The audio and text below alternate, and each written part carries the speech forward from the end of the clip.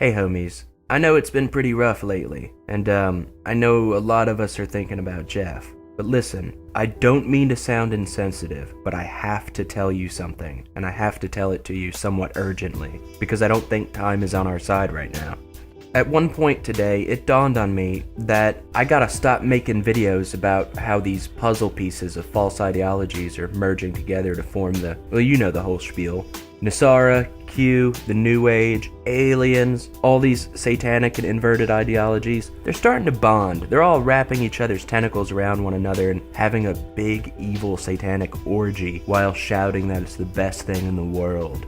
But anyway, I decided it was probably not wise to keep investing my attention and time and energy into this stuff when I need to be working on my own frickin' salvation, where I need to be working on trying to be a Christian, not investing my hate and anger and resentment and time into what the petty evil side is doing, right? Not only that, but it dawned on me that if I keep exposing, the old devil's psyops, or I don't know, if I throw a wrench into something that has to do with some glow-in-the-dark boys or fed boys, they ain't gonna play nice with me. And demons sure as heck ain't gonna play nice with me. So, long story short, I decided I was gonna do one last deep dive into proving this point, this hypothesis of mine. Over the course of more than a year, I noticed that the framework that I had been continually developing over the course of my life to try to understand the nature of our reality, it began to parallel that of Christianity.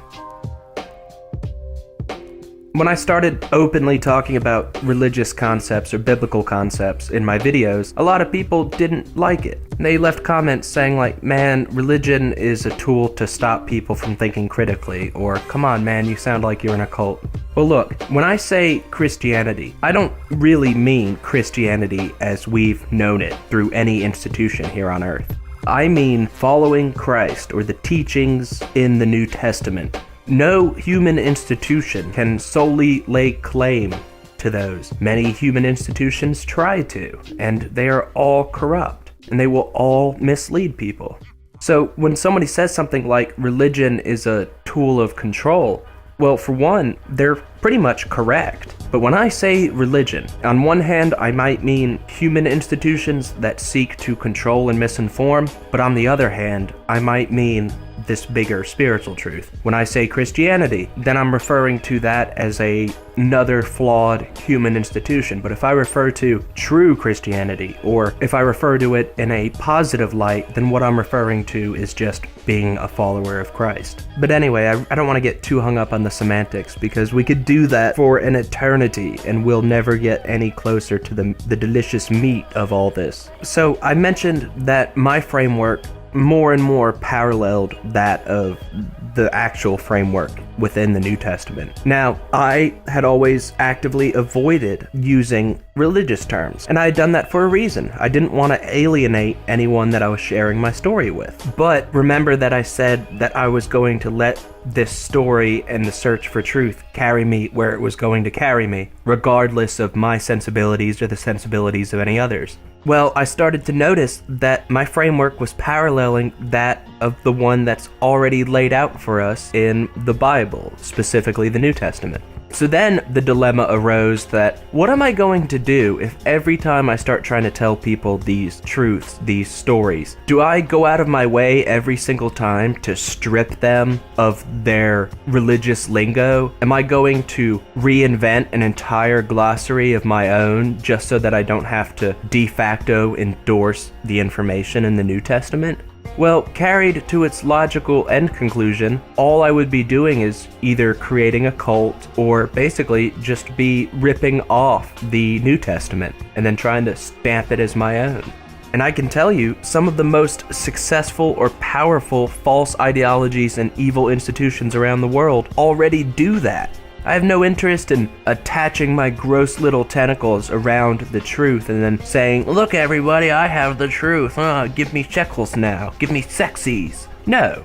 I mean, I've noticed how important ego is as a tool of Satan. And I mean, with my last video, somebody said, hey Faceless, you sound just as arrogant and egotistical as all the cults and ideologies you're talking against. You know what? That person kinda has a point. I do get really pompous. And for one, the audience of people who are like, whoa, Faceless, you're so cool, you know stuff.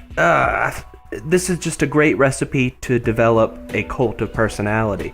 I don't have all the answers. I am definitely not a good ambassador of Christ's beliefs. I am not even a good follower. But one thing that I am fairly good at is explaining the fine workings of this stuff, the mechanics of it, to the uninitiated. Not only that, but hopefully my story, the change in my beliefs and rhetoric from the time I started this channel to now, hopefully that can serve as something that will help somebody else realize that this stuff is profound and real.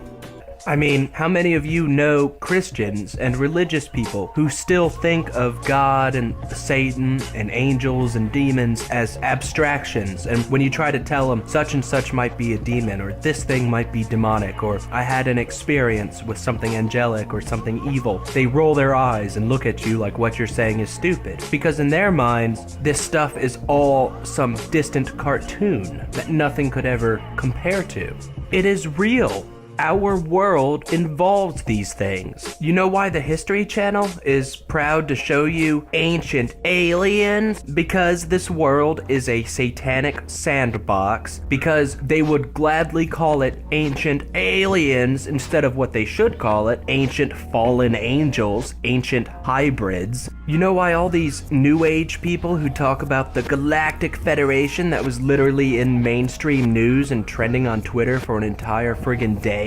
You know why they talk about the Pleiadians wanting to help us? Because according to alien lore, the Pleiadians look most like humans. You know what that is? That is a continuation of the hybridization that's been going on since the beginning of time. You know what all this occult stuff is with the elites that run the world, or that think they run the world, hiding things out in plain sight? You know what that is? That's a bastardization of the already extant rule that this stuff was always in front of our friggin' faces. What do I mean by this? Am I saying that the good guys are sitting there dangling this information in front of our faces just so that they can mock us and humiliate us? No, that's how the bad side does it when they co-opt and attempt to take control of that principle. I'm saying that this information exists independently of whether or not you or I or anyone else decides to own up and face it. This isn't about duper's delight or taking glee in hiding something in plain sight. But for instance, if you've been a truther for years and you sit there and you study the elites and you know that they constantly do this occult stuff and they constantly put their symbolism on everything they create and show to the masses, and you haven't realized that they worship Satan and that Satan rewards them for doing so, then homie, you've missed the point. And not only that, but you have no excuse for missing the point.